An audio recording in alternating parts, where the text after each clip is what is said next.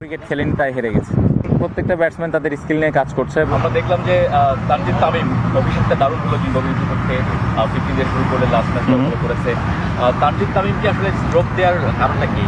না, ওকে ড্রপ দেওয়া হয়নি। আমার মনে হয় যে আমাদের যে তিনটা ওপেনার আছে সবাইকে ঘুরিয়ে ফিরিয়ে খেলানোর একটা প্ল্যান ছিল। সো আজকে ওকে একটা ব্রেক দেওয়া হয়েছে, কারণ সৌম্য অনেক দিন ধরে ইনজুরির মধ্যে ছিল, ম্যাচ খুব বেশি খেলেনি, এই জন্য এই প্ল্যানটা করা হয়েছে। টপ অর্ডার ব্যাটারদের এই যে ব্যর্থতা, ঘুরে ফিরেই টপ অর্ডার ব্যাটারদেরই ব্যর্থতা, আপনি যেটা বলছিলেন যে আসলে গত আমরা যদি বিশ্বকাপগুলোতে দেখি বাংলাদেশের ব্যাটারদের মধ্যে একটা টপ অর্ডার বিশেষ করে রান রেটটা আসলে 6-এর একটু উপরে, আবার স্ট্রাইক রেটটাও বিলো 100। সেই জায়গাটায় সামনে যেহেতু বিশ্বকাপ, আপনাদের প্ল্যানটা কী থাকবে যে ওই কীভাবে ওভারকাম করার চিন্তা করছেন এবং দুশ্চিন্তাও কাজ করছি না? না, দুশ্চিন্তার কিছু নেই, কারণ প্রত্যেকটা ব্যাটসম্যান তাদের স্কিল নিয়ে কাজ করছে এবং আমরা সবাই জানি যে টপ অর্ডারদের আমাদের ভালো খেলতে হবে। আমার মনে হয় ব্যাটিং ইউনিট হিসেবে আমাদের সবারই দায়িত্ব। সো ব্যাটসম্যানরা এটা নিয়ে কাজ করছে এবং হ্যাঁ, এই জায়গায় বেশ কিছুদিন ধরে আমরা খারাপ করছি, বাট আমি আশা করবো যে সামনের ম্যাচ থেকে ভালোভাবে কামব্যাক করবো। এটা নিয়ে সবচেয়ে বেশি কথা হচ্ছে যে টি-20 ইন্টেন্ট অনুযায়ী ব্যাটিং না করাটা। যেমন আপনার কথা যদি বলি, আপনি 11 করেছেন, লিটন দাসকে আমরা দেখলাম যে 15 বলে 14, সাকিব আল হাসানও 12 বলে 6। অ্যাটলিস্ট 11টা বল খেলেছেন, যদি 15 বা 20টা রান করতেন সেটাও তো ভালো হতো। এটা নিয়ে আসলে আলোচনা হচ্ছে। না, 11 না, অবশ্যই ইন্টেন্ট নিয়ে ব্যাটিং করার চেষ্টা করে প্রত্যেকটা ব্যাটসম্যানই। নেক্সট ম্যাচে যখন ব্যাটিং করব চাই না 11 বলে 15-20 করতে, এর থেকে বেশি বল খেলতে এবং বেশি রান করতে। ইউএসএর বিপক্ষে হার, মানে আপনি কীভাবে দেখছেন? আমরা ভালো ক্রিকেট খেলিনি তাই হেরে গেছি।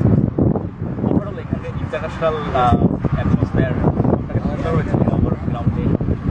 না, এইগুলো নিয়ে কোনো এক্সকিউজ নাই। যেরকম ফ্যাসিলিটিস আছে এটার ভিতরে খেলতে হবে আমাদের। আমরা জানি না সামনে যখন ওয়ার্ল্ড কাপ শুরু হবে তখন কোন সিচুয়েশন থাকবে। সো এটা সবাই অ্যাডজাস্ট করছে এবং এটা নিয়ে কারো কোনো কমপ্লেন নেই। সামনের ম্যাচে একাদশে কোনো পরিবর্তন আসার সম্ভাবনা আছে কি? সামনের ম্যাচে টসের পরে দেখতে পাবেন ইনশাল্লাহ। খেলা ইউএসএ প্রবাসী তো বাংলাদেশে অনেক আছে, অনেকেই এসছেন খেলা দেখতে, হতাশ হয়ে ফিরে গেছেন, তাদের জন্য কোনো মেসেজ থাকে? না, হতাশ হয়ে ফিরে গেছেন, আমার মনে হয় যেটা আমি বললাম একটু আগে, আমরা ভালো খেলিনি। সো নেক্সট ম্যাচে চেষ্টা করব আমরা একটা ভালো ম্যাচ খেলার, এবং সবাই আজকে চেষ্টা করেছে, বাট আজকের দিনটা আমরা ভালো cricket খেলিনি। Whether the games will actually happen. The weather was pretty bad here. The ground was in a very bad shape. Do you have any message for the people who work hard to put a game? I think they put a lot of hard work to make the ground. We all think that maybe we couldn't play today, but thanks to all the supporting staff, I think the groundsmen, they put a lot of hard work, and I hope the next match also the ground will be more better and better. It's from Quick Buzz. So the question is, in the last 5 editions of the T20 World Cup, the average strike rate for opening batters for Bangladesh has been 98.33. So is there something else? Are you guys going to do something different this World Cup to kind of better that? Yeah, obviously there is an always improvement. So the batter looking at it and doing their skill stuff. So I hope they will be come back in this World Cup. Where do you think the match was lost? I think we didn't bat well, especially in the middle overs. We lose a couple of wickets. I think we start very well, but we didn't finish the match with our high intent.